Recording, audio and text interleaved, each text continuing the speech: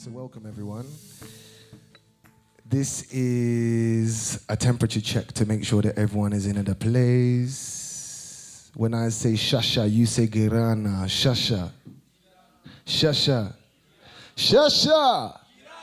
All right, people. So we came here to shine today. Just to let you know, we just saw a rainbow, which means we're being blessed by the sky, by the Most High, by our ancestors to be able to bring this vision through. As you know, or may not know, this is the first installment of Afrosynthesis Kigali. Afrosynthesis is an initiative that I started back in 2024 in Bristol to call the global diaspora to exchange information that we can synthesize in which to create our new realities. How do we begin to share our influences and begin to build more resources? How do we look at ways to develop generational wealth? How do we see Afrofuturism and Afrofusion music as a bridge into taking our rightful place in this industry and beginning to shape the global narratives? We've been seeing way more content being picked up by Africa, from Netflix, from Nigeria, from South Africa. We're seeing the Nigerians dominate the music industry globally.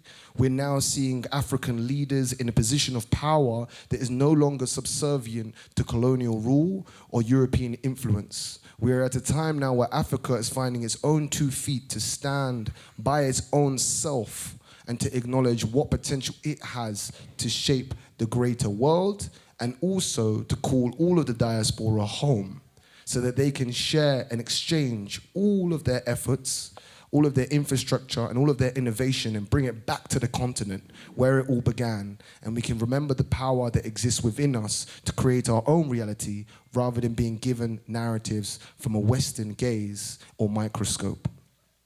So, Afrosynthesis took place in Bristol in the UK, bringing together artists like Moya, A1, Mr. Sambi, and to bring together an incredible panel that looked at the evolution of music as a bridge to creating a new reality in a way where hip-hop artists working from the church or gospel background evolved into becoming an Afrobeat artist once they found their genre.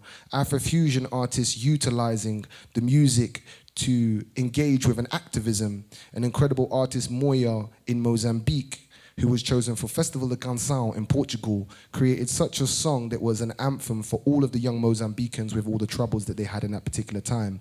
Another Nigerian artist who'd found his own way to the UK and is building a life through his music. And simultaneously, once we had the success in Bristol, we moved the next one over to Kenya, Nairobi. So in Nairobi, we had an incredible panel that engaged with creative producers, fashion brand owners, Jay from Nairobi Street Fashion, Valerie Motoni, creative artist and producer and filmmaker, and also we had Shapaman, who is sponsored by Jameson's and also is a change maker in his arena.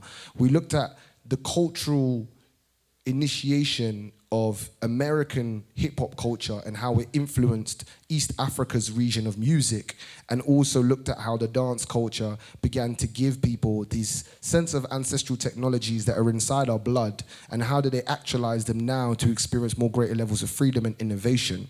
From that place, we were able to discuss even into great length what we can do more for our Kenyan brothers and sisters who are facing an incredible challenge with their political status at this current time, and the government, who feel like their young generation isn't something they're seeing as the future leaders of their country.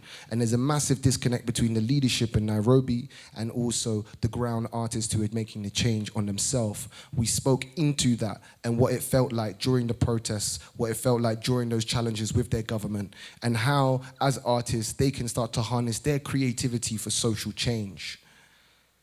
And as we have been successful in Nairobi, there's no other greater place for us to take this next series and episode but here in Kigali, right in the heart of Africa, in Rwanda, my own ancestral land and a place that I found such promise. But I'm not going to take up more time. I just wanted to acknowledge that Afrosynthesis is making a current through Africa and engaging with all the global diaspora into our own conversation around what it is to be alive now. And what better way than to invite two of our extra paneled guests, these incredible beings. One thing that's super important in the work that I do and have been doing for the past few years is about having intergenerational conversations. How do we start to connect the leadership between one generation, the boomers, the millennials, all the way now to Gen Z, and how can that leadership quality be exchanged? How can those codes and talking points be shared? And how, again, can we start to share the keys so this next generation can rise? I'm going to ask everyone to just put their hands together. Let me see Afro. When I say Afro, you say synthesis. Afro. Synthesis. Afro. Afro. Shasha. Shasha. Afro. Afro. All right, we're warming up to that one. If it's a new word for you, synthesizing is to synthesize the pure core elements in which it requires for its reaction. Again, we're synthesizing this information for us to create a greater reality ourselves. I'm not going to waste any time. Please put your hands together and welcome my two incredible panel guests. Please introduce yourselves. This is the Vice President of the Ntwari Club, who you're going to see perform an incredible drum ceremony later on. And of course, we have Mvano, vid, artist, poet, and voice of this generation. And I feel it's super important for someone who, with Manzi, who's been able to work with traditional Burundian drums in his music, someone who's fusing the traditional elements and these contemporary elements, along with the Vice President of Ntwari Club, to be able to offer the origins. And the point that we spoke of before, we spoke of one of the major things he wanted to share with us is that how art saved his life. So all of us, put your hand in the air if you're an artist in the place. Put your hand in the air if you're an artist. Si t'es un artiste, mets les mains dans l'air. Exact. Exact. So we are artists, and this artist way isn't something that is seen sometimes in society as some sort of success that's not supported by the government, but at the same time, it can be something that can actually save your life. It can change your life. So I'm not going to take any more further ado, but please give us a short introduction of yourself, and then we'll flow into the next one. Thank you. Merci beaucoup. Je vais parler en français. Je pense que les deux langues sont très importantes dans cette assemblée.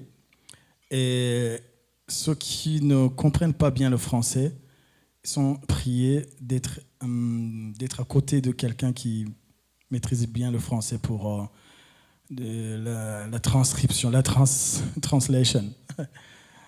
Merci beaucoup. Je remercie Mouti de m'avoir passé la parole. Je m'appelle Omer Zoïsaba. Comme il a déjà signifié, je suis le vice-président du club Ntwari, le club que vous allez voir dans quelques instants pour le show, les différents shows. Et je suis sûr que vous allez aimer. Le thème d'aujourd'hui que je vais aborder, c'est le thème que j'ai choisi en âme et conscience, parce que ça parle de mon histoire et ça parle aussi de l'histoire de mes coéquipiers qui sont ici, mais aussi qui sont éparpillés dans le monde entier. Comme je vous l'ai dit, je suis artiste, je suis chanteur, compositeur, et je suis tambourinaire il y a 23 ans. J'ai produit des albums et je continue d'en produire. Le fait que j'ai choisi le thème au milieu des turbulations, l'art nous a sauvés.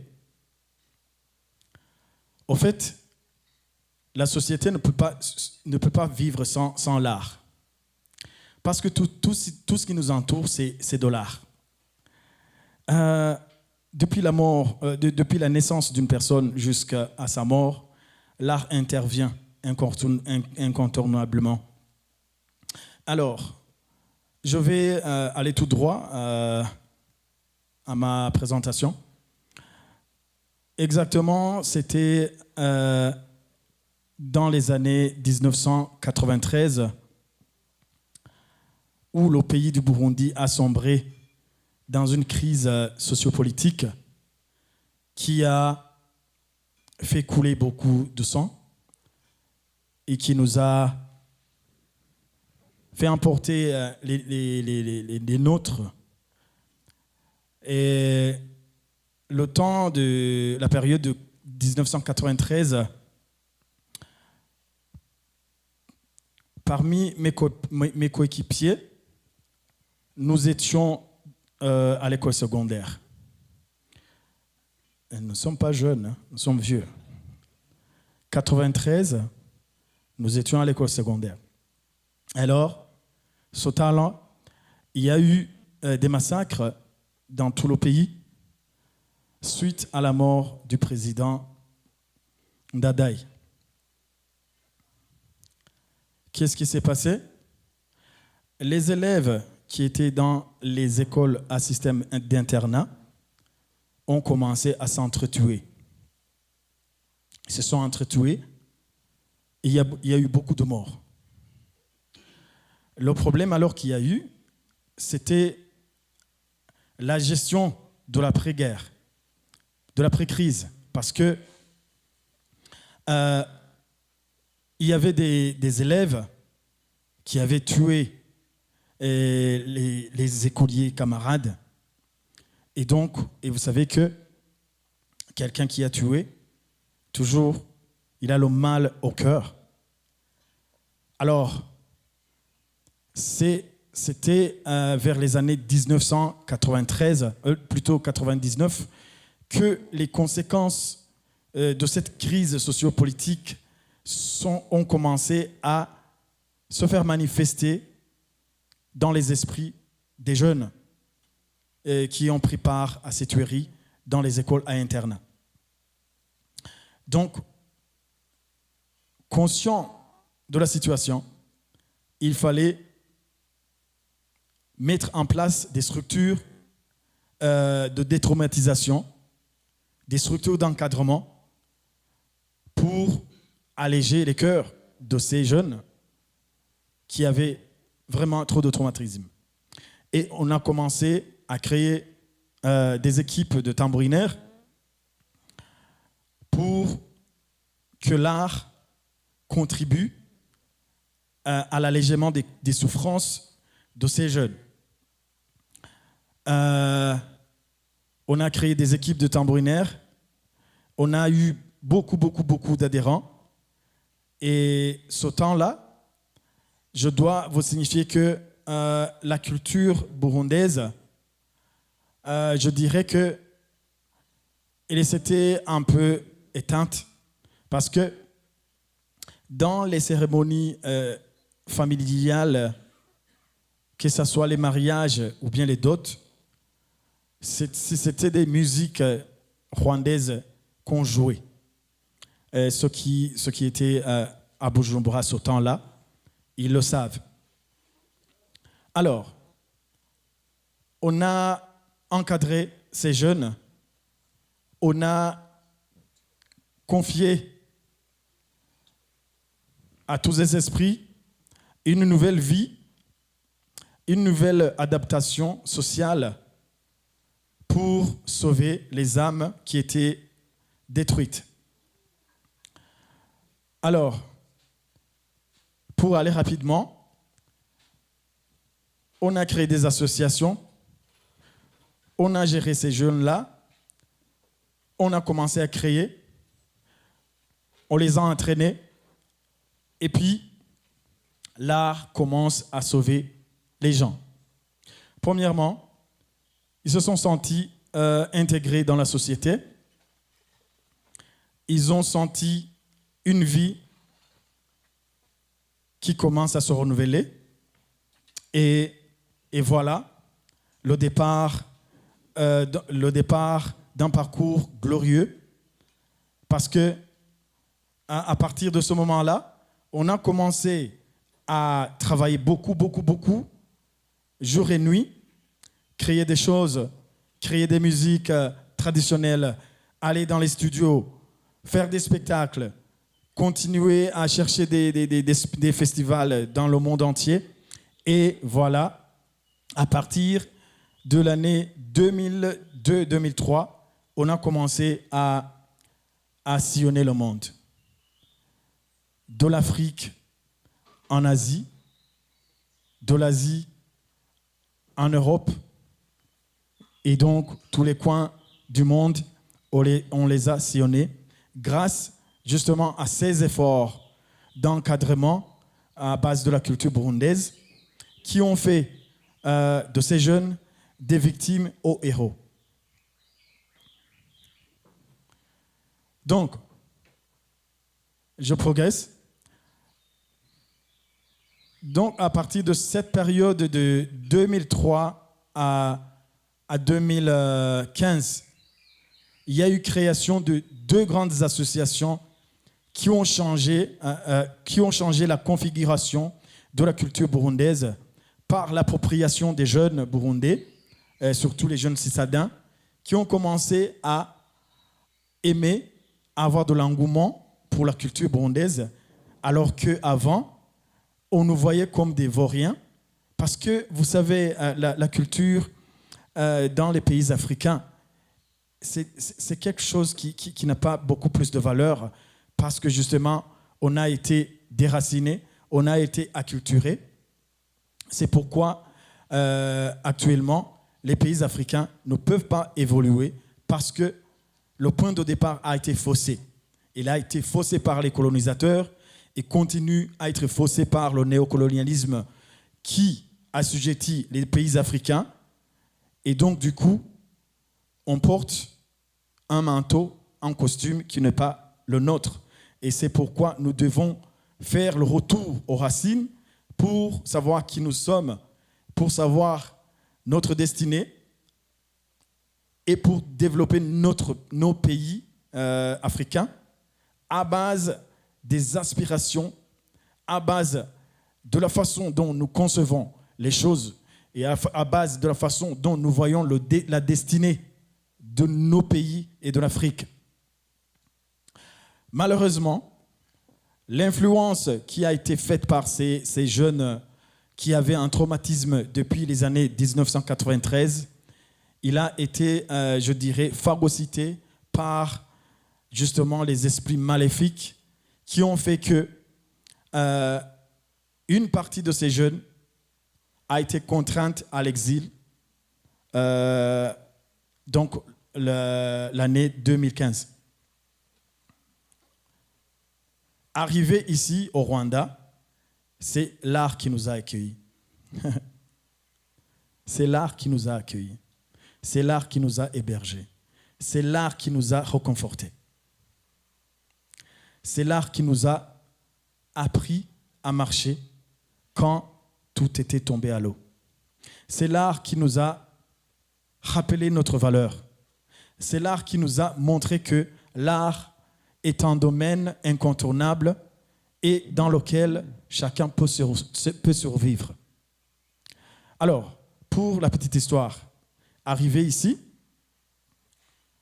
je pense que tout le monde connaît le club Inganzongari, la troupe Inganzongari, qui nous a accueillis parce que on avait tissé des liens très étroits avec cette troupe et une majorité de nos membres a survécu à cette vie déstabilisée et nous avons été aidés par nos frères et sœurs rwandais qui nous connaissaient avant et qui connaissaient notre valeur. Et c'est à partir de là que le club Intwari a été renforcé et nous avons commencé à renaître encore. À renaître. Donc, à mener une vie difficile à l'étranger, mais petit à petit, le club Intwari a travaillé beaucoup d'arrache-pied et nous avons commencé à avoir des contrats à gauche à droite, à avoir des partenariats avec des artistes rwandais et je vous en remercie beaucoup d'être à nos côtés.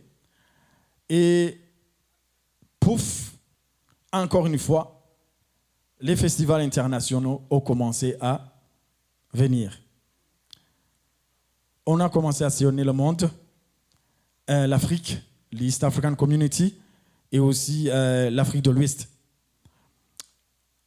Je remercie le bon Dieu d'avoir créé dans les âmes une dimension que nul ne peut pas toucher, l'art. Même si on peut vous prendre tout ce que vous avez et on vous laisse une tête bien remplie, un esprit bien intentionné et bien dirigé, je pense que quiconque peut renaître, je vous rassure, quiconque peut renaître.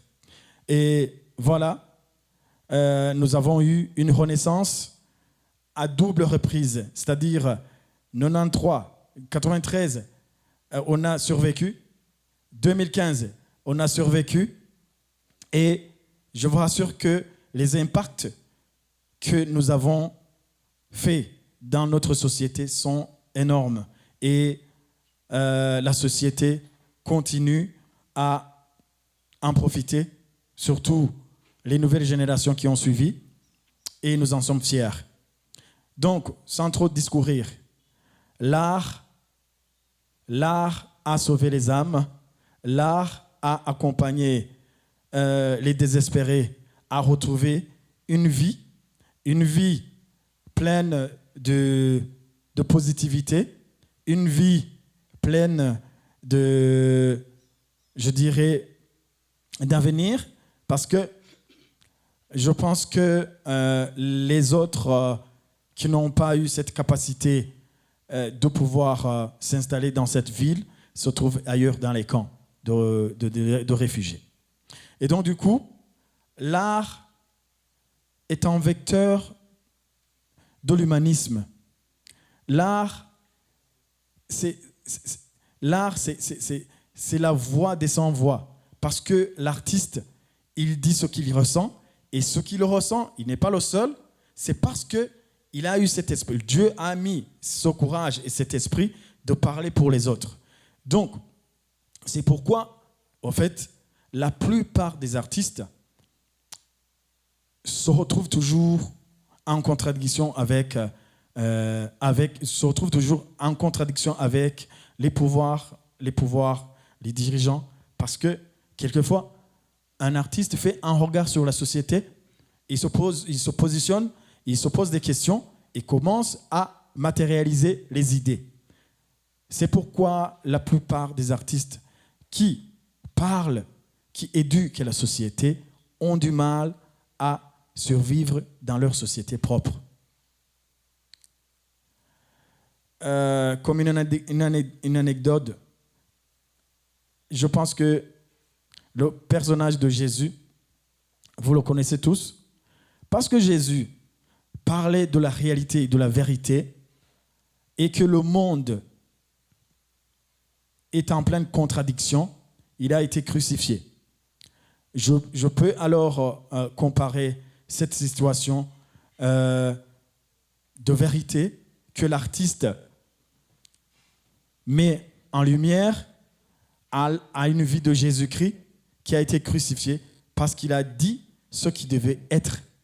Et l'artiste alors, quand il fait un regard sur la société et qu'il y met en lumière ce qu'il a vu, ce qu'il a analysé, exactement, il y a des gens qui sont blessés, qui sont interpellés et qui se sentent gênés et qui commencent à faire une guerre avec un artiste.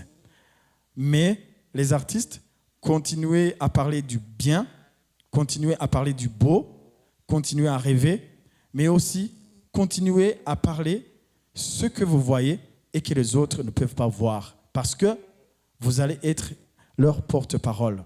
Que ce soit l'amour, que ce soit la solidarité, que ce soit la tolérance, mais aussi ce qui ne va pas bien, il faut le dire, pour que les victimes puissent être identifiées et, je dirais, encadrées, comme nous aussi nous avons été encadrés pendant la crise sociopolitique de 1993.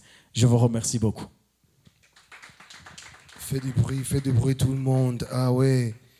Merci mon grand frère pour rapporter cette histoire. C'est très important pour tout le monde ici, pour se reconnecter avec le chemin que notre ancêtre a fait juste pour arriver ici, tu vois.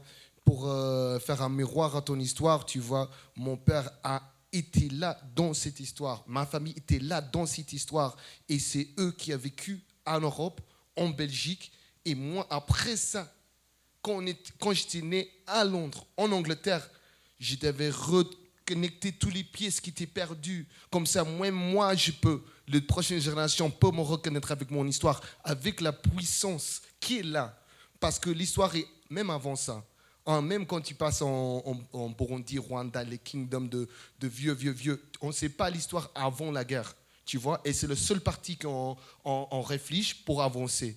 Mais on doit reculer plus, et voir ce moment comme une renaissance, comme tu as dit, pour une opportunité pour avancer plus et pour vraiment découvrir notre humanité dans ce moment.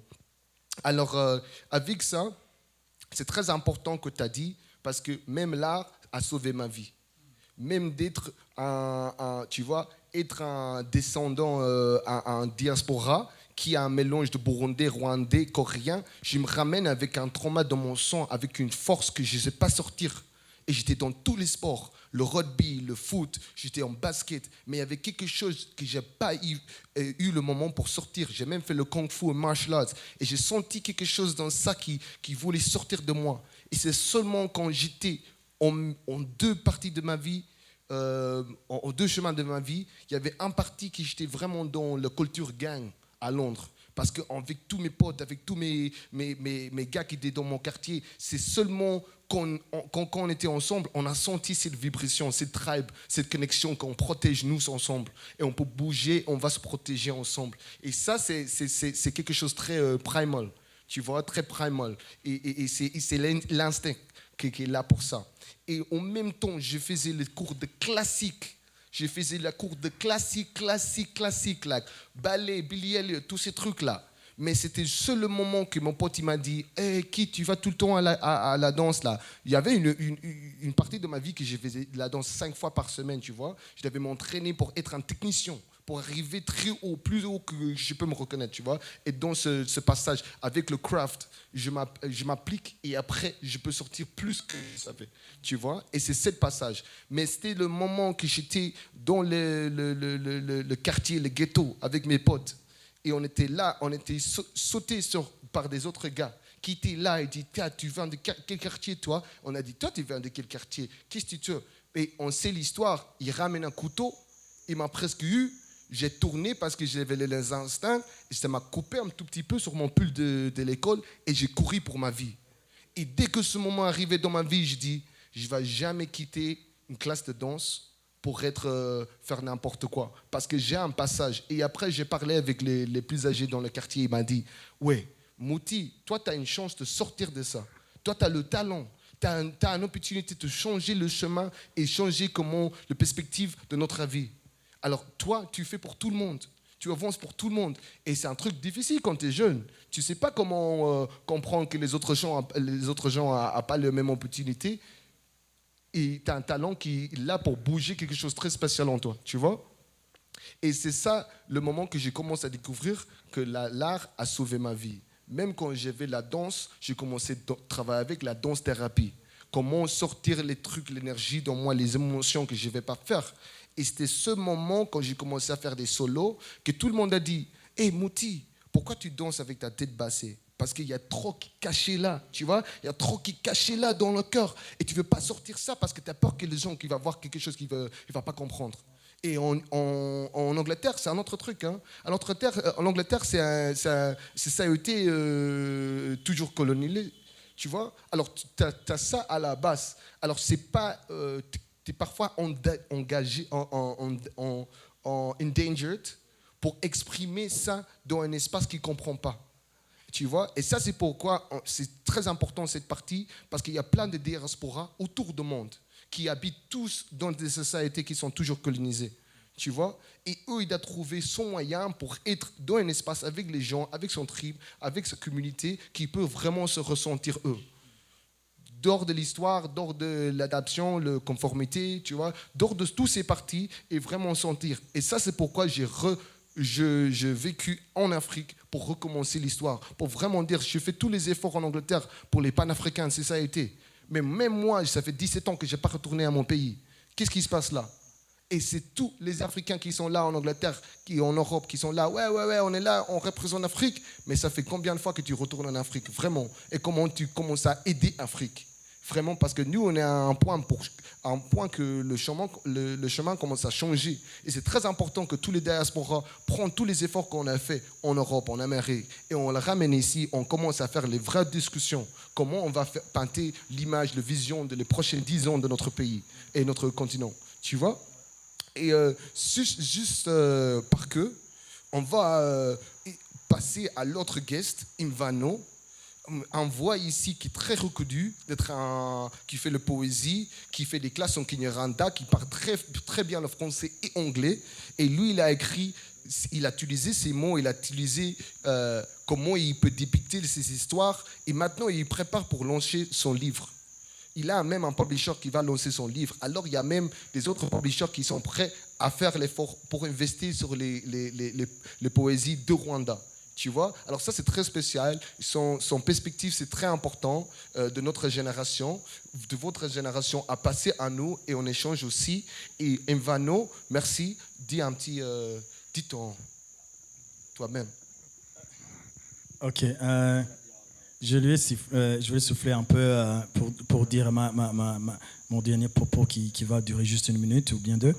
Et il a dit, parce qu'il est gentil avec moi, il a dit, écoute, vas-y. Ça va. Donc, je vais un peu parler du tambour. Parce que... Attends. Laisse le tambour pour quand les... Ah oui, ok. Merci beaucoup. All right. Raoneza. Namahoro. My name is Manzi Nharenkaka. I'm an artist, a recording musician, a writer, a poet, a language teacher, an actor, a screenwriter. I do actually a lot. I have a background in communication with a Bachelor's of Arts in Communication from Southern New Hampshire University. And I've been on the scene for 10 years now. Been 10 years now on the scene. And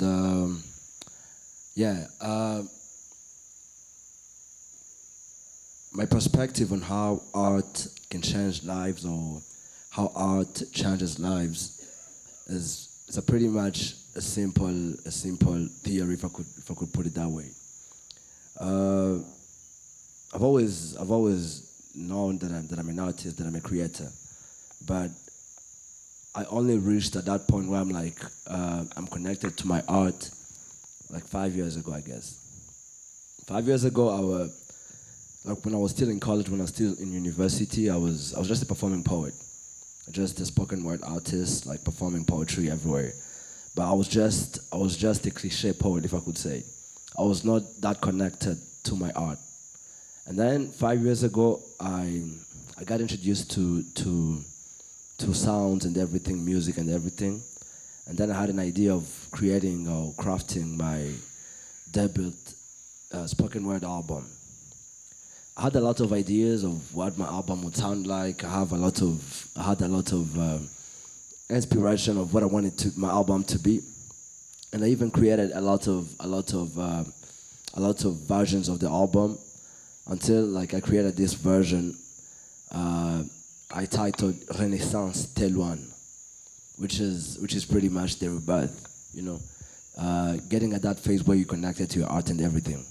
Actually, this is an album that was recognized, that gained the recognition from the Recording Academy as the first inaugural submissions of the Best Spoken Word Album Poetry category. Can everybody make some noise for that? Celebrated by Grammys. Come on. Yeah. An artist from our own country being recognized by the Grammys. We used to dream of this, bro. Well done, bro. Well, working on this album, that was never a dream. Grammys was never a dream. Working on this album, I was looking for how can I put it, the purity in art, that connection with my art. And then like I realized that it had to be me working on myself and being aware of myself for me like to get connected to my art. for me to, because you know what they say, poets are deep, you know. Poets are deep, but you know when you're a cliche poet, you're not that deep. When you're not connected to yourself, you know, you're losing it as a poet. So working on this album, I've always had a lot of questions around my identity, like who I am. I was born in Congo, born in Goma. My mom is Burundian, my pops is Rwandese. Born in the era where like everything was really crazy. My father was fighting here in Kigali when my mother was giving birth to me in Goma. Yeah, yeah, he came back to Kigali and everything.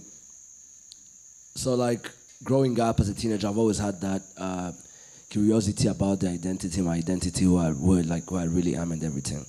So working on this album, I went on a tour, on a national tour, like went literally on every district, in this country, hunting for, like trying to trace my roots, if I could put it that way.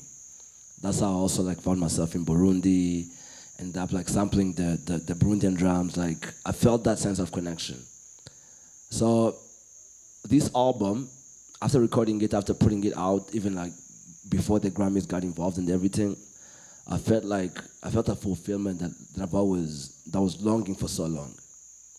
You know, I felt like now again that purpose of life that I was looking for. I'm like now I know what I'm living for, if I could put it that way. I wanted to highlight two examples, which are just two projects of mine that like literally saved my life. The first one was Renaissance. Renaissance like changed my whole perspective. Like the album changed my whole perspective on literally everything, on life, on spirituality, on everything. And then there comes my poetry collection, my anthology, my book, Melancholia. Melancholia. Before writing Melancholia, I was in a crazy phase of my life, of substance abuse. Self-destruction, if I could put it that way. And then like I had a really big writer's block. I couldn't write. I couldn't do anything. I was just abusing substances, from alcohol to like literally anything that I could get my hands on. And then this one morning I woke up. I'm like, I think I'm losing it as a person, not just as an artist. So I went to my mom's place, cut the communication with everyone, and then like all of a sudden on one afternoon I got an inspiration, a random inspiration. The title of that poem is Dear Ego. I figured that actually I was fighting with my ego the whole time, which is actually the first poem in the book. So I wrote that piece. After that piece I felt something else. I wrote like 20 pieces in one sitting. So that's how actually my book came to life. I wrote it in like 1 week or 2 weeks.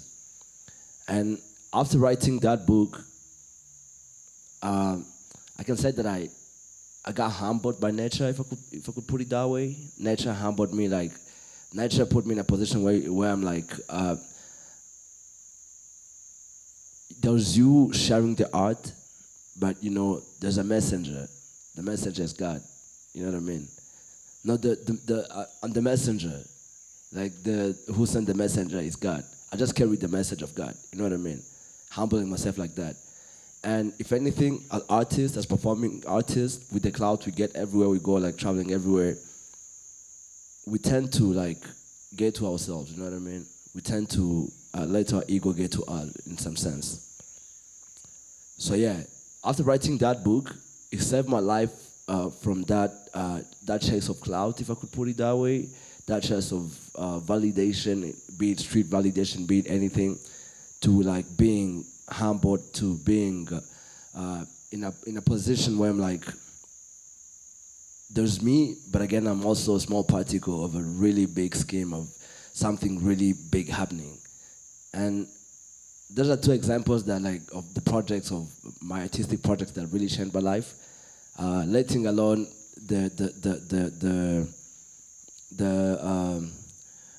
how to say it, the témoignage of people the testimonies of people who consume our art. Because actually, I don't create art with intention of serving people, healing people. No, that's not my intention. Creating art, I just create art. So some people, it also like saved their lives in some sense. But like I also like avoid hearing a lot of most of their stories, because it can also like get to me and like get me there when we're talking about the ego and everything. So yeah, basically, art change lives. Art can change lives. We just gotta easy up a little bit, let it work, digest it a little bit, let it work. Thank you so much. Yeah, make some noise from Vano one time. Come on. So, French, English, English, French, mélange. Français, tu vas français? Français, français. D'accord, on continue en français. Vano, tu peux faire français aussi? Ouais, on peut faire français? D'accord. Au début, je vois l'histoire qui il commence à faire l'effort avec son art. Jusque le moment où il voit que les gens commencent à changer son perspective sur lui. Et ça commence à engoffer, ça commence à gonfler sa tête. Et quand ça gonfle sa tête, il commence à manquer la connexion aussi plus haut à la connexion de Dieu qu'il a dit que quand il a découvert qu'après faire tous les substances, après faire tous les trucs qu'il s'est perdu, quand il voulait se reconnecter à soi-même, il a dit que il devait retourner à chez lui avec sa mère. Et quand il a découvert que lui, il avait un ego qui a commencé à donner la nourriture. Et ce n'était pas son esprit qui a redonné à Dieu, c'était son ego. Et après ça, il a vu qu'il avait une disconnexion vraiment à son essence, son vrai essence de le message. Alors dans ce moment, c'est quand il a fait son premier poème de Stuff the Ego. Stuff the Ego. Et après, ça c'était après, il avait déjà le succès le truc avec le Recording Academy, avec le Grammy. Parce que quand il a reçu le truc de Grammy, parfois ça va à ta tête. Mais quand il a se reconnecté à hauteur, il a passé chez maman. Tu vois, et c'est dans ce moment où il a reconnecté avec Dieu et il a parlé de sortir son ego et il a fait un poème pour ça. Et tu vois, d'être un artiste à ce moment dans ce temps contemporain, on doit être vraiment dans la poésie de motion, de mouvement, de voir comment la lumière bouge dans les espaces qui sont éclatés avec le noir. Comment on voit les passages de notre corps qui sont les tensions quand on est dans les sociétés ou dans les espaces qui ne donnent pas à les artistes. Et on doit toujours reconnaître un espace dans nous et les espaces qu'on crée que tu peux être libre, vraiment libre. C'est comment, avec l'art, le deuxième partie de l'art, c'est toujours le freedom. Le freedom. L'art, c'est un véhicule pour se reconnecter avec l'identité. Pour le catharsis, on dit en anglais catharsis. Catharsis, c'est comme une mélancolie qui te donne un pont pour reconnecter avec une émotion en partie de toi qui tu n'as pas senti depuis longtemps. Et l'art a l'opportunité pour faire ça. L'art aussi, c'est quantum. Parce que c'est quantum, parce que c'est actualise une émotion, une connexion en toi qui dort de temps. Le temps, c'est seulement man-made. Le passé, le futur, le présent, le seul moment on a, c'est le présent. Et quand on est dans le présent, on doit se demander comment je peux me donner à le présent. Comme un cadeau, tu ouvres, comment tu peux te donner à le présent. Vraiment. Si tu es un artiste, si tu passes dans une fête, tu sens des gens, tu peux t'exprimer et donner quelque chose, tu peux proposer quelque chose ou t'es caché. C'est le même sentir. On veut être libre dans cette expression et on utilise le véhicule de l'art pour avoir le catharsis, la mélancolie, pour bouger les énergies dans nous. Comme ça, on peut être plus libre pour continuer à vivre notre vie, notre société de manière qu'on dit avec la confiance que ça, c'est la vérité de moi. Parce que l'identité, on trouve, c'est de trouver la vérité de nous. Tu vois, le vrai toi. Et avec l'art, c'est toujours un processus de développement dans toi, que tu peux réfléchir dans les parties de toi-même que tu t'as cachées et tu peux utiliser cette énergie et tu peux ajouter ça dans le process. Comme ça, ça donne quelque chose de vrai, réalisme. Et avec ça, c'est de faire le passage d'être un artiste dans cette société contemporaine. C'est très important quand on prend notre temps pour être en solitude. Tu vois ? Notre temps pour pas être avec tout le monde, mais à nous pour construire, pour commencer à faire le crafting, tu vois, commencer à faire le crafting, parce que c'est seulement ça que tu peux développer en expression simple pour arriver à une production que tu peux avoir des thunes et tu peux t'orer dans le monde. Alors, ce process, comme je veux te demander ça, c'était quoi le process quand tu as découvert, parce que toi tu as dit, tu as seulement découvert que tu étais un artiste 5 ans, là, de proprement, le passage pour les jeunes qui écoutent là autour du monde, pour les jeunes, tout le monde a la possibilité d'être un artiste, a le talent, c'est seulement les moments dans la vie que quelqu'un a dit, tu peux pas faire ça, tu n'es pas assez, tu n'es pas à bonne qualité, non. L'art, c'est une qualité d'être humain. Tout le monde il doit se connecter avec ça. Mais c'est comment le passage pour découvrir que tu peux faire une production, un product, quelque chose que tu peux vendre au monde. Et comment ça change la relation avec ton art. Ça, c'est à vous deux. D'accord. Je commence à avoir Vas-y, mon grand frère. vas-y. Je pense qu'on va mélanger les deux, hein, l'anglais et le français. Tout le monde ici parle français, quoi? Bah oui. D'accord. Je pense que les processus d'avoir quelque chose, d'avoir un produit fini, d'avoir une pièce, peut être une chanson, une pièce de poème, tu vois, un œuvre d'art, tu vois. Ça toujours commence avec comment tu te sens avec toi-même, tu vois. Comment tu te sens avec toi-même, avec ta vie, avec l'écosystème donc autour de toi, tu vois. Après ça, we're going to be mixing everything now. So yeah, like I was just saying that it starts with with you, your ecosystem, with how you feel about yourself and everything. So having that finished product, most of the times when artists are growing, they tend to, because we all got us inspiration from different kind of people. I got my inspiration from 2000 rap. That's what I grew up on. I grew up on that era of Nas, Jay-Z, and everyone. That's why I always wanted to be a conscious rapper and everything. But then you get to a point where you're like, I can't be Nas better than Nas. I can't be Jay-Z better than Jay-Z. I can only be Vano. Because there's going to be no one who's going to be Vano better than me. You know what I mean? So before you get there, you tend to create satisfying that childhood dream of you, of being Nas, of being Jay-Z and everything. When you transcend that phase and you're like, there's motivation, there's Omer, there's Vano now. This is a persona, this is a character. There's no one who can be me better than me. When you're there, you don't really care about how the produit fini looks. You know what I mean? You don't really care about the quality. If you think that's you, if you think that piece represents you at that moment, that's enough. The process is never similar. The creative process is never similar. Never.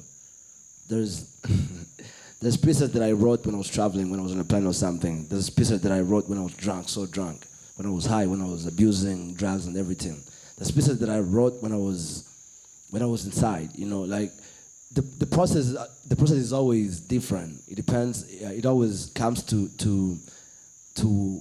how are you feeling that specific aspect of your life at that point.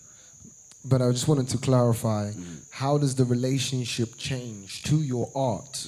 One, when it's a therapy, when your artistry is your therapy to better connect to yourself and express who you are. But then when it becomes something contracted, paid for, exported, it now becomes a product. The artistic experience is now no longer about the self of it. It's about delivering consistently. And how does that shift the relationship to it? Well, I've realized, I've learned that people booking Manzi, people booking Vano, they're not booking the rapper. They're not booking the poet. They're booking the person. They're booking the character. You know what I mean? That's what I bring on the table, So at some point, it almost happened to me where I almost contradicted my art to fit in that, in that kind of setting. It happens to everyone. Yeah. Yeah, I almost contradicted my art to fit in that setting. But then I realized that people who are booking me, festivals that are booking me, they're booking the persona, they're booking the character. You know what I mean? They're that's how I built my brand. They're We book Vano. We don't know what he's going to do on this stage. We don't know like what he's going to perform. But one thing is for sure, he's going to deliver. That's the character. The energy is going to be pure. That's the character. So like when he gets to like making it more serious, paperwork, contracts and everything, money is involved and everything, there's something that is really crucial.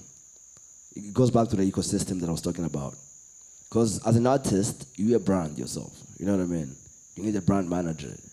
You need like the whole ecosystem around you. You know what I mean? You need like producers. You need, marketing managers. You need, agents everywhere. You know what I mean?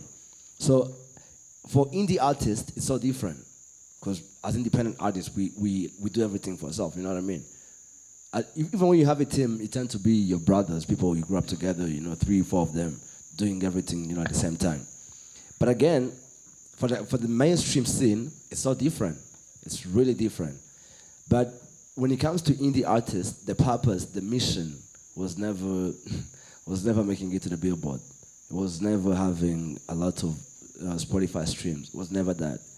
And I feel like there's a very crucial moment when everyone's artistry, when they have to let go of the falsehood of, let's just say, like the idea of being a global star versus being dedicated to your craft. Absolutely. And being humbled in the craft, in the process. But yeah, I know specifically from the musical perspective, I think it's different when it comes to theater shows, playwrights. These things take funding, these take processes, these take castings, these take being able to prove the concept.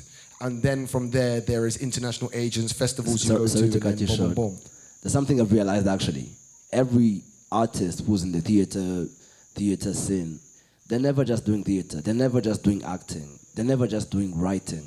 There's always that art form that is close to that person, that is close to them, that where they vent. You know what I mean? You can say that it requires funding and everything, so like you can't create every day or something.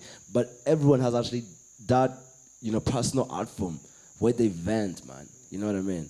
So I wanted to be specific to this culture here in Kigali. How is it for these artists of this time to now move from a post-genocidal generation who's discovering an artistry in a young diaspora to now being like, actually, the society here is been rebuilding incredibly, but the industry is only 5 years old.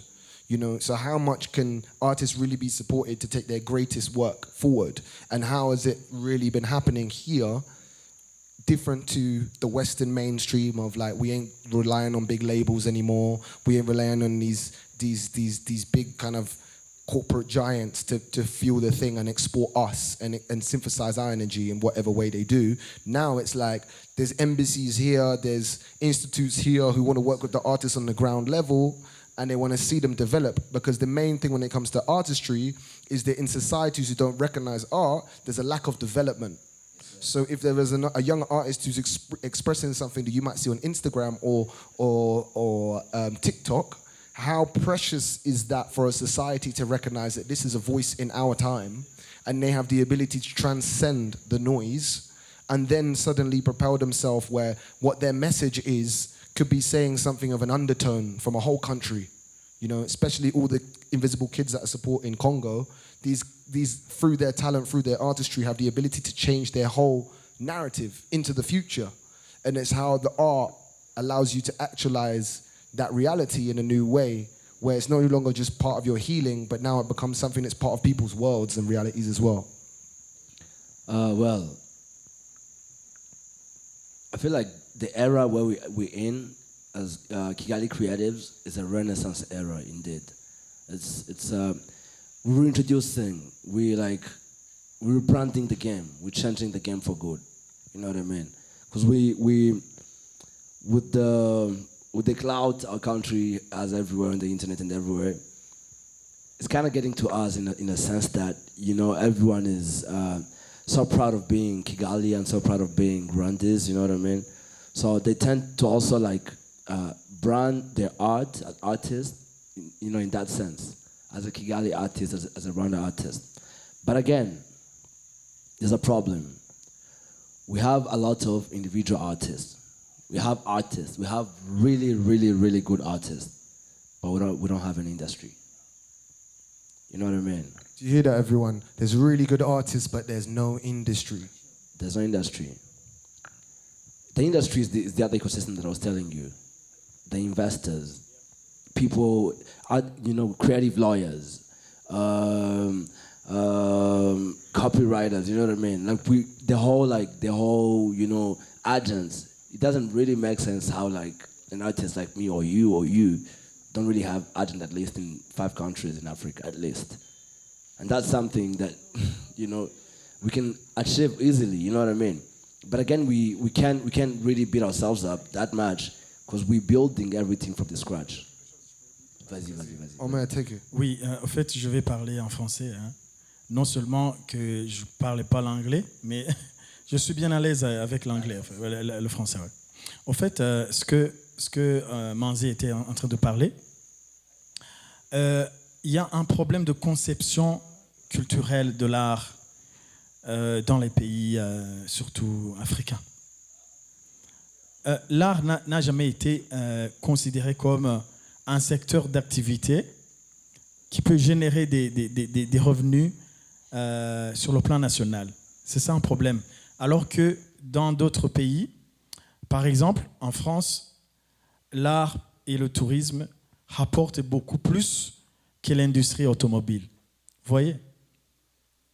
Et donc du coup, je pense que ce sont des actions, je dirais, coordonnées entre les décideurs politiques et les actions des artistes qui doivent aussi, je dirais, faire un contrepoids et avoir une représentativité efficace pour faire valoir ce qu'ils font. Pour qu'il y ait un ministère de l'agriculture, il faut qu'il y ait des cultivateurs, il faut de l'élevage, il faut qu'il y ait aussi des éleveurs. C'est pourquoi on a un ministère de l'agriculture et de l'élevage. Mais contrairement, dans certains pays africains, on a des artistes, mais on n'a pas des structures de gestion des artistes. C'est vrai. Et voilà, c'est ça, en fait, le problème, le défi primordial que les créateurs rencontrent quand leurs actions ne rencontrent pas les décisions politiques qu'il faut pour que, en fait, ça soit productif des deux côtés. Je vous remercie.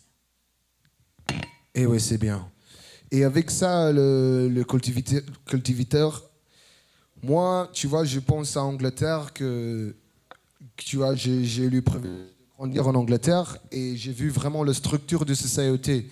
Il y avait même un moment que les prix de l'université a triplé en Angleterre. On était sur la rue, protester, tous les jeunes, on dit ça c'est notre futur. On ne peut pas passer à l'université pour 12 000, 9 000 quand avant c'était 2 000, 3 000. Comment tu crois qu'on va avoir tous les dettes quand on grandisse? Comment on peut faire ça, tu vois? Alors on devait adapter. Et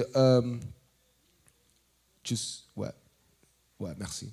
Et tu vois, avec l'université, c'était le seul chaîne qu'on connaîtrait qu'on pouvait avancer. Tu passes à l'université et après, tu vérifies, tu vois.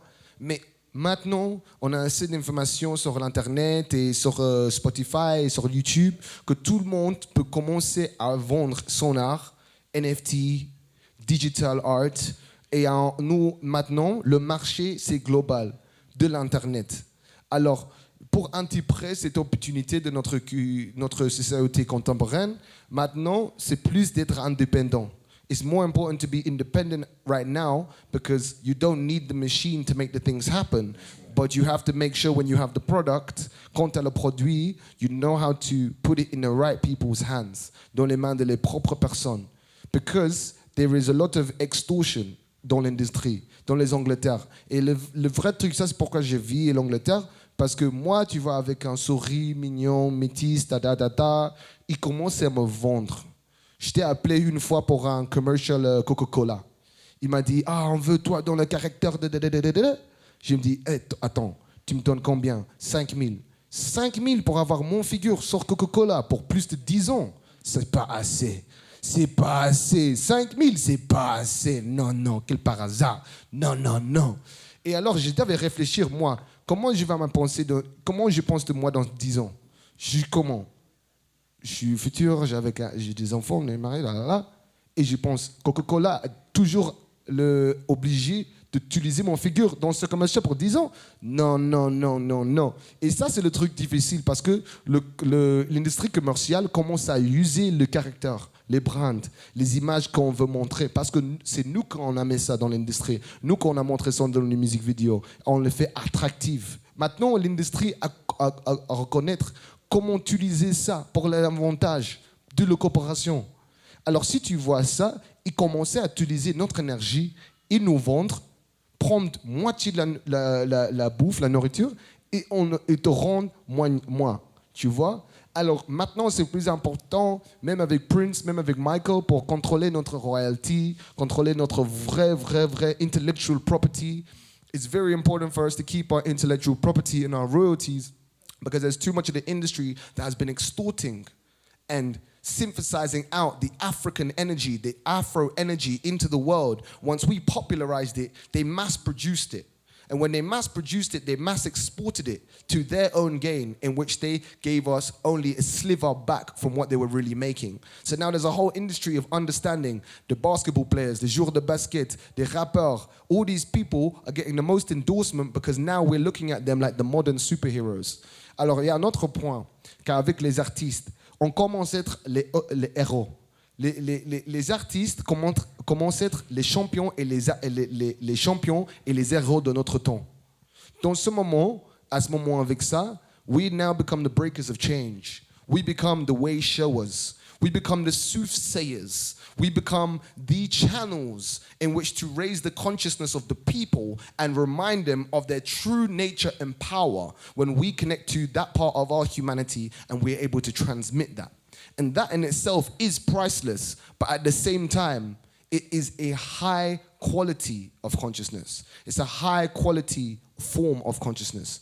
And when you're able to transmit that, you are now able to transcend someone out of their reality, transport themselves to your reality, in which they are connecting to your emotion, your story, where you've come from. And maybe they can cry for the album of Billie Eilish, but they can't cry for their own. You know what I'm saying? But it allows us in that safe environment to do that work. So again, these emotional songs, they will always be something as a bridge to allow people to connect to that melancholy. And they've been using that and repeating that in the pop industry. But now we are asking this generation, how much more is there? Quoi plus on peut dire avec notre mot? Quoi plus on peut faire avec notre action? Quoi plus on peut montrer à le monde que c'est pas la même histoire qui commence à rouler en révolution, en revol. Non, l'évolution, c'est pas juste la révolution, c'est évolution maintenant. Le renaissance, c'est reconnecter avec notre essence. C'est de reconnaître avec notre essence. C'est comme être né encore, nouveau, renaissance. Tu vois? And we are being reborn in the act of that time. In the act of that renaissance. So we have to ask ourselves, what are the new stories? What is this new mythos for humanity? In this time, c'est quoi le new mythos? What is the new mythos? What is the new story that allows us to speak triumph into our children instead of pain and struggle? What allows them to teach them of their divine birthright and know that you ascended from kings rather than from just people who lost their lives? How do we now teach our next generation these new stories that they can rise up through and start to acknowledge what their potential is to shape this world? Because à notre génération, c'est à nous, hein? C'est à nous. On avait le boomer, on avait le millennial, on a Gen Z. Et Gen Z a tout. Moi, je suis un millennial, mais Gen Z a tout l'Internet. Moi, je me rappelle qu'on n'avait même pas l'Internet. Hein? On était là sur le Nokia Brick 93. Allô, moto. Tout ce truc-là comme ça, tu vois. On a commencé, mais nous, on a commencé à développer dans l'âge de digital. Et avec le digital, on commence à digérer l'information qu'on peut être plus indépendant.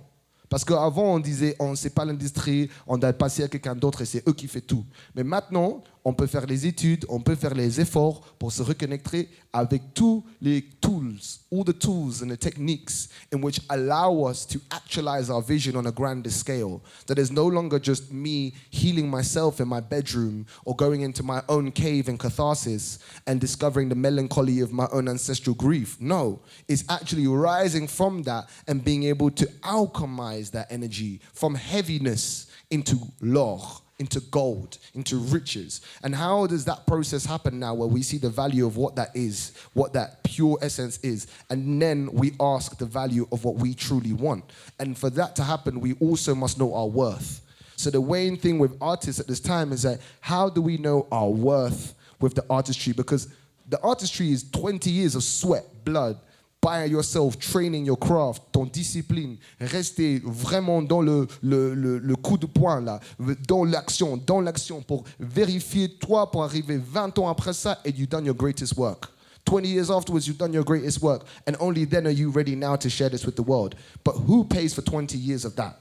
You know what I'm saying? Yeah. So then how do we understand our worth when it comes to our art in those regards? Well, j'aimerais dire, c'est vraiment drôle que la génération, les millennials, c'est la dernière génération qui fait savoir de la vie avant l'Internet. Tu vois, tu t'imagines? Donc le Gen Z, tout le monde, donc Gen Z là, they don't know life before the Internet. Tu vois? Non, c'est sad, bon, je Oh te merde, jure. dis-nous, avant l'Internet. Oui. C'est quoi le temps avant ça? Grand frère, dis-nous. Bon, je pense que à partir des propos que j'ai dit qu'il y a des artistes, mais il n'y a pas des structures de gestion, je pense que ce que vous venez de dire, il y a un autre secteur dans lequel il faut vraiment se blottir ou bien se pencher. C'est le développement de l'Internet. Le développement de l'Internet. Mais aussi, je pense que les artistes ont besoin réellement de savoir comment utiliser l'Internet pour contourner tous les problèmes auxquels ils font face. C'est-à-dire au problème des manques de structures adaptées pour gérer toute cette industrie à laquelle les artistes sont censés d'appartenir. Et donc, du coup, comme il y a l'Internet, il faut que les artistes apprennent à se sauver eux-mêmes. S'il faut aller inscrire les œuvres dans les structures internationales comme la SACEM ou bien d'autres structures de gestion des droits d'auteur, il faut aller le faire. S'il faut vraiment payer les plateformes de distribution et de commercialisation des œuvres, il faut vraiment que les artistes sachent faire ça. Oui, il faut qu'ils soient responsables d'eux-mêmes jusqu'à ce que, en fait, les structures politiques vont se réveiller et vont vraiment reconnaître la vraie valeur des artistes dans la société. Sinon, on aura toujours des artistes qui font de belles choses, qui font de belles créations, mais qui sont toujours fauchés, qui sont toujours pauvres. Et vous voyez vraiment la situation dans laquelle nous sommes, où le capitalisme a déjà pris le devant. C'est-à-dire que si tu n'as pas d'argent, tu es nul en fait. Et du coup, tout le monde ne va pas ressembler à tout le monde. Il y a des artistes, il y a des éleveurs, il y a des banquiers, il y a des hommes politiques. On ne peut pas faire les mêmes fonctions. Mais il faut que les fonctions spécifiques que nous faisons puissent nous faire vivre, nous faire survivre. C'est très important. Alors, le shortcut qu'il faut faire, il faut vraiment se pencher au développement de l'Internet pour au moins sauver une petite partie du temps à laquelle nous consacrons pour la créativité et l'innovation. Je vous remercie. Et vraiment, Omar, c'est vraiment important que tu dises ce point parce que c'est nous qu'on est responsables. C'est très important à nous, à ce moment, pour notre futur. Sinon, c'est dans les mains dans les gros blancs qui dans le building là, qui vraiment il n'a pas l'amour pour le culture ou le care, mais il commence à utiliser ça pour faire gagner plus de sous. Alors c'est nous pour reprendre le pouvoir et reprendre notre responsabilité, parce que c'est toujours ça. Si tu veux le pouvoir, tu dois avoir la responsabilité. Et la responsabilité, c'est de faire plus d'efforts, de faire ton révision. Vraiment révision, pas le truc d'école, mais apprendre vraiment comment le marché ça bouge, comment tu peux demander les gens dans ta communauté, ton écosystème, comment bouger ton effort pour le plus mieux. Alors, avec ça, je veux dire, s'il y a un dernier point que tu vas ajouter, le truc que je vais juste dire, c'est development is very important. It takes one person to sponsor one artist. Une personne pour sponsorer un artiste qui peut influencer millions de personnes. Il y a 2 personnes qui peuvent sponsorer une personne. And that person has the opportunity to influence 1 billion people. C'est juste d'être un artiste, c'est juste avoir un support system. Un support qui a les gens qui autour de toi qui disent I believe in you. I believe in you, you know? Et si tu as cet effort, si tu as une possibilité de faire I believe in you, how much more can they do an impact? Really, really. Because we're talking now in a time where it's not about being a millionaire, it's about how can you influence 1 million people. It's not about the money in your bank, it's about how much impact and influence you have in this world. How many people can you shift their mind? How many people can you open their heart? How many people can you create a space for them to heal and to connect to their authentic, real self? How many spaces in your society allow you to do that? How many spaces do you have? And if you don't have, how can you create that space for yourself? Every single event I've done, every production I've done, every opportunity I've made for any of my artistry is because I've created that space for myself, because I did it, I saw that no one was asking me to do it, so I made it for myself. And that initiative means you have to have the responsibility. And when you have the responsibility, it's putting your chips down on yourself. And how much more can we put our chips down on ourselves and invest in ourselves in that way and say, yo, I know this is undeniable. I know this is stand out. How do you now ask the people around you, in your inner circle, in your family, in your ecosystem to say, do you believe in me? Do you really believe in me where you would bet on me? The same way you would invest in a property. The same way tu prends un building, une maison. Tu construis une maison. Tu prends une maison qui a 20 000 et tu développes jusque 200 000. Le profit, tu vois, 180. Mais ça développe avec le temps, avec les réseaux, avec le temps. Et c'est le même truc avec une personne. Tu as un petit quartier, tu as un petit, comment on dit là, when you have land,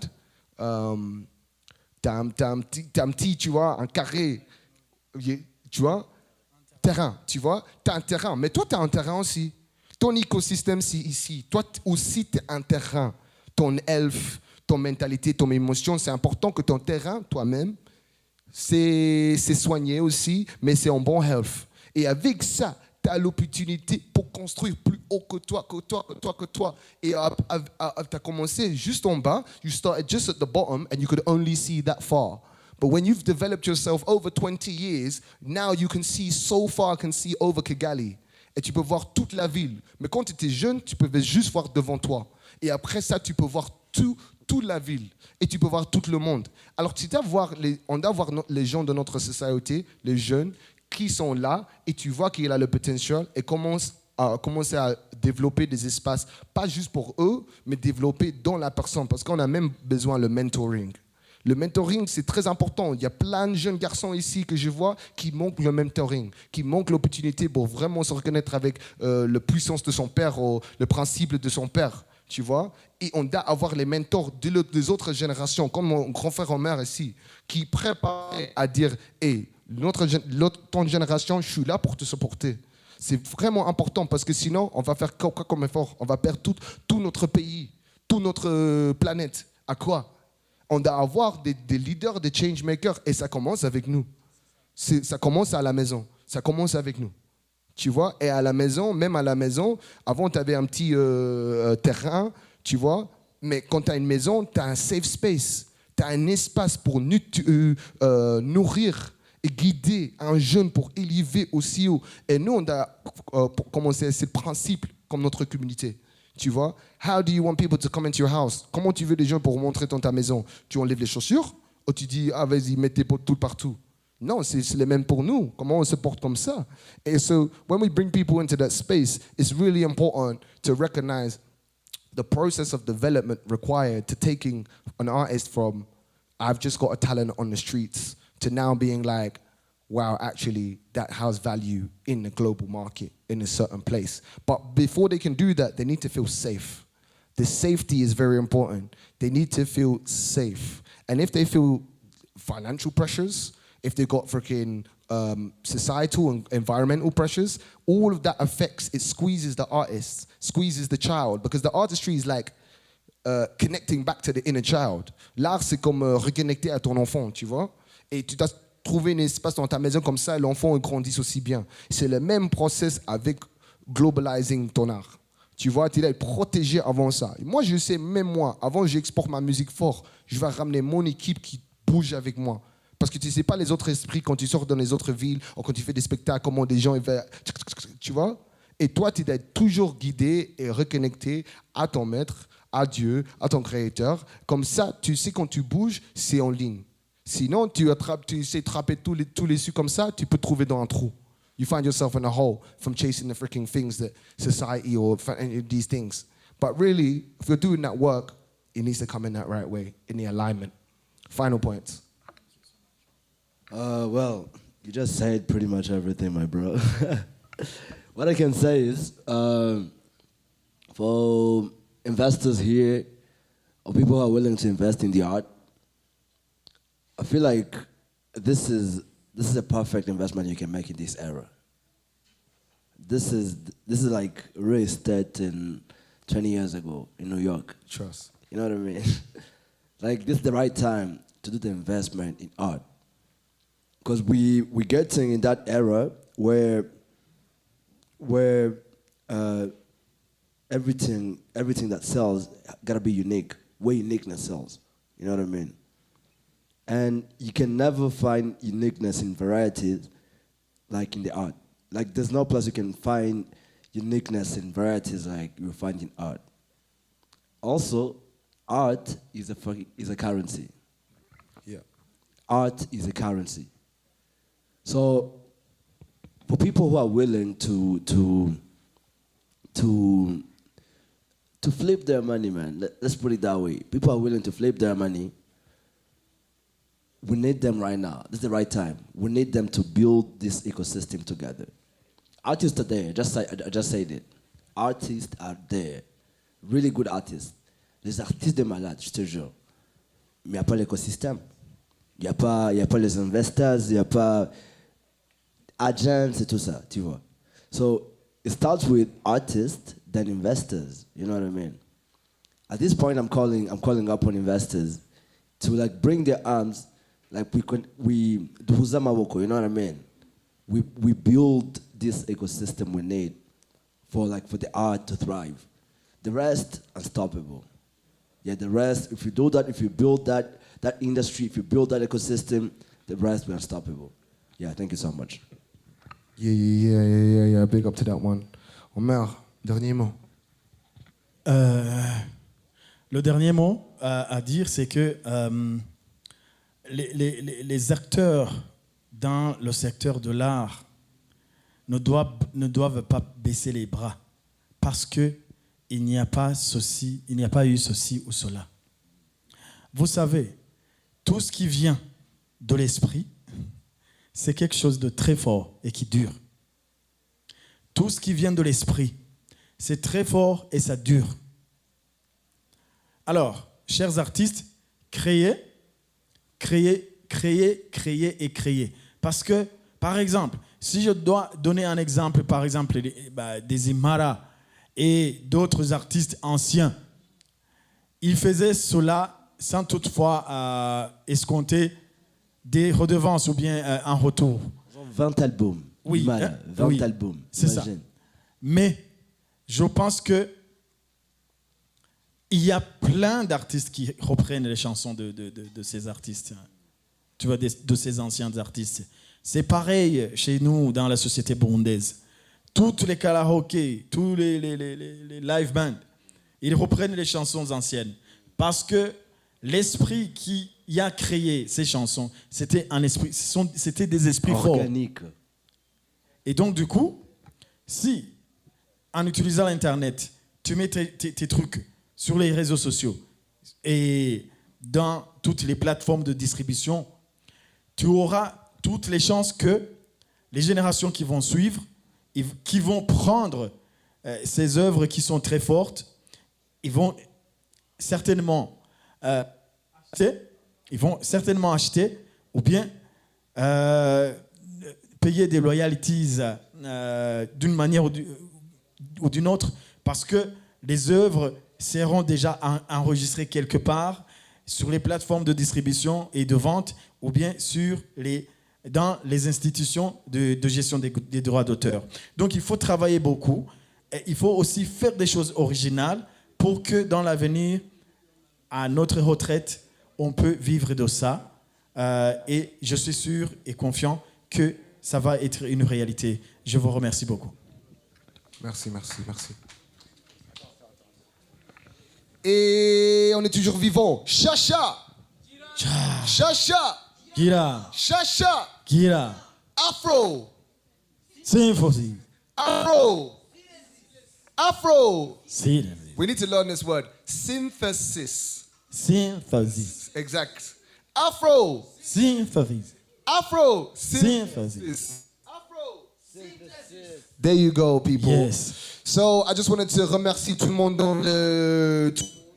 qui était là dans ce moment, qui a gardé la concentration en anglais, en français. On traduit le plus mieux qu'on peut. Si tu veux parler avec Omer, tu peux le voir après. C'est le vice-président du club Inware. Et il y a Manzi Invano, le super là-bas. Si tu veux le parler, il va collaborer après. Tu vas voir plus. Et j'appelle le DJ. DJ ici, un les DJ qui peuvent venir jouer la musique. Parce qu'on va faire un petit pause.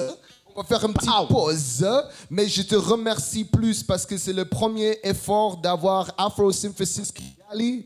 The first time we brought Afro Synthesis to Kigali, we've been in Bristol, we've been in Nairobi, we've been in Kigali. We're going to do more, Kampala, everywhere, Bujumbura. We're going to do Cape Town, all of the flows. We're going to move across the continent and share these conversations so we can uplift the consciousness of our people and recognize that the power that we have and share these vital, informative points about what has happened and the currency of art at this time, the culture that's either not sustaining the ecosystem for it to thrive, and how more can we develop spaces to look at our humans like a beautiful home that we want to create so that they can be developed to be the future leaders, the change makers, and the people to rewrite the stories of our cultural time.